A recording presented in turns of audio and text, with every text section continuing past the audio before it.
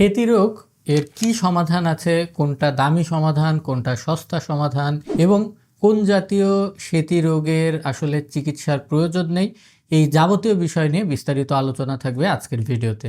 আমাদের দেশে সেতি রোগটাকে একটা খুবই খারাপ এবং জঘন্য রোগ হিসেবে ধরা হয় এবং যাদের ভেতরে এই রোগটা থাকে তাদেরকে কিন্তু আর 10 জনের থেকে আলাদা চোখে দেখা হয়। এটার একটা খুব বড় প্রভাব কিন্তু রোগীদের মস্তিষ্কে পড়ে এবং তাদের মনের ভেতরে একটা হীনমন্যতা কাজ করে। তো এই সেতি রোগ আসলে আমরা অনেক সময় মনে করি যে চামড়ার যে কোনো জায়গাতে যদি স্বাভাবিকের চাইতে একটু বেশি সাদা হয়ে যায় সেটাই হয়তো সেতি রোগ। আসলে কিন্তু সকল সাদা হয়ে যাওয়া সমস্যাই কিন্তু সেতি রোগ নয়। সেতি রোগ বা যে ভিটিলিজম বলা হয়, এই ভিটিলিজম রোগ ছাড়াও পিটেরিয়াসিস অ্যালবা নামক একটি রোগ আছে যেটার কারণে চামড়া সাদা হয়ে যেতে পারে। ফাঙ্গাসের যে সংক্রামক অর্থাৎ ছত্রাক লাগা, এতেও কিন্তু চামড়া সাদা হয়ে যেতে পারে। এগুলোর চিকিৎসাতে যদি আপনি এই ভিটিলিগোর মলম বা থেরাপি নেন, এতে কিন্তু আপনার রোগ না কমে বরঞ্চ বড় একটা ক্ষতির ভেতরে আপনি পড়বেন এবং চামড়া কিন্তু ভালোভাবে ড্যামেজ হবে, রোগগুলো কিন্তু দ্রুত ছড়িয়ে যাবে। এ কারণে চামড়া হালকা সাদা দেখা গেলেই সেটাকে এই ভিটিলিগো বা সেতি রোগ মনে করবেন না।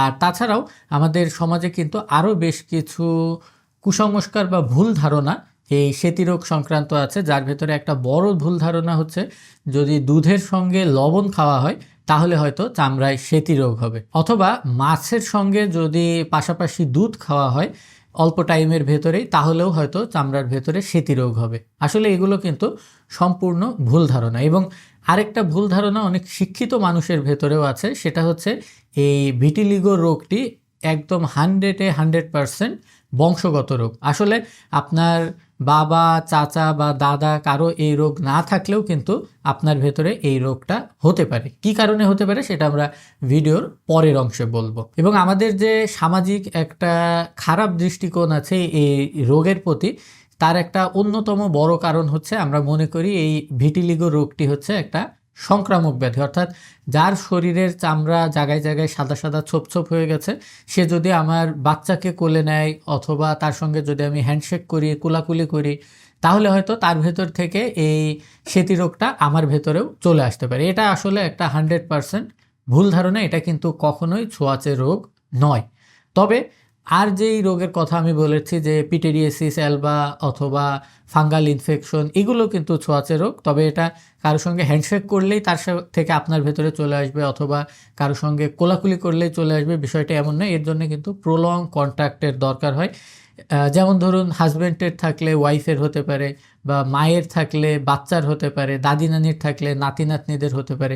দীর্ঘ সময় যারা একসঙ্গে থাকে, চামড়ার সঙ্গে চামড়ার সংস্পর্শে থাকে, শুধুমাত্র তখনই কিন্তু হয়। হঠাৎ একবার টাচ করলেই কিন্তু রোগ যে একজন থেকে আরেকজনের ভেতরে ছড়িয়ে যাবে, এটা একটা সম্পূর্ণ ভুল ধারণা। এখন আসুন কি কারণে এই রোগটা সংক্রামক ব্যাধি নয় এবং এটা কি জন্যে টাচ করলে একজন থেকে আরেকজনের ভেতরে চলে যাবে না বা বংশগত নয়, সেটার প্রধান ব্যাখ্যা হচ্ছে এই রোগটা এক ধরনের অটোইমিউন ডিজিজ। এই অটোইমিউন ডিজিজ শুনতে কঠিন শোনা গেলেও এটার সহজ ব্যাখ্যা হচ্ছে আপনার শরীরের রোগ প্রতিরোধ ক্ষমতায় আপনার চামড়াকে অ্যাটাক করে, যার ফলে কিন্তু আপনার ভেতরে এই যেই পিগমেন্ট তৈরি হওয়ার মেকানিজম, এই মেকানিজমটা ধ্বংস হয়ে যায় এবং আপনার ভেতরে সেতি রোগটা দেখা দেয়। এবং কোনো রকম খাবার দাবার নিয়ন্ত্রণের মাধ্যমে অথবা কোনো ভুল খাবার দাবার খাওয়ার কারণে কিন্তু আপনার এই রোগটা হবে না, কারণ খাবার দাবারের সঙ্গে এই রোগের কোনো রকম কোনো সম্পর্ক আজ পর্যন্ত কোনো গবেষণায় বা কোনো বিজ্ঞানী কিন্তু খুঁজে পায়নি।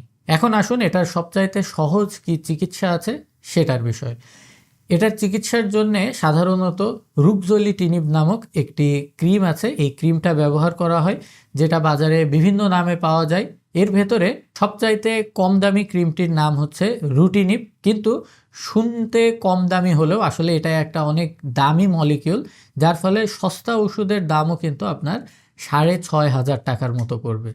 যেই জায়গাতে আপনার চামড়ার সমস্যা আছে সেইখানে খুব পাতলাভাবে এটাকে অ্যাপ্লাই করতে হয় এবং এর উন্নতি দেখার জন্য কিন্তু প্রায় 12 সপ্তাহের মতো সময় লাগে।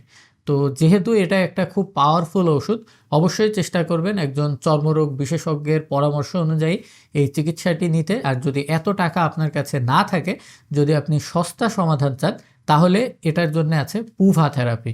এই পুভা থেরাপিটি যদি আপনি নিতে চান, সেই ক্ষেত্রে আপনাকে সোরালেন ক্রিমের সঙ্গে সামান্য পরিমাণে চামড়ায় অ্যাপ্লাই করে এটার সঙ্গে আপনাকে রোদের আলো লাগাতে হবে। রোদের আলোর ভেতরে যে আলট্রাভায়োলেট রে থাকে, এই আলট্রাভায়োলেট রেটা কিন্তু এই ঔষধের সংমিশ্রণে রিয়াকশন করে আপনার চামড়াতে আবার স্বাভাবিক রং তৈরি করতে পারবে। তো আজকের ভিডিওতে আমরা আসলে সেতিরোগ সংক্রান্ত ভুল ধারণা, এটার দামি চিকিৎসা এবং সস্তা চিকিৎসা সবগুলো সম্পর্কেই কিন্তু জানলাম।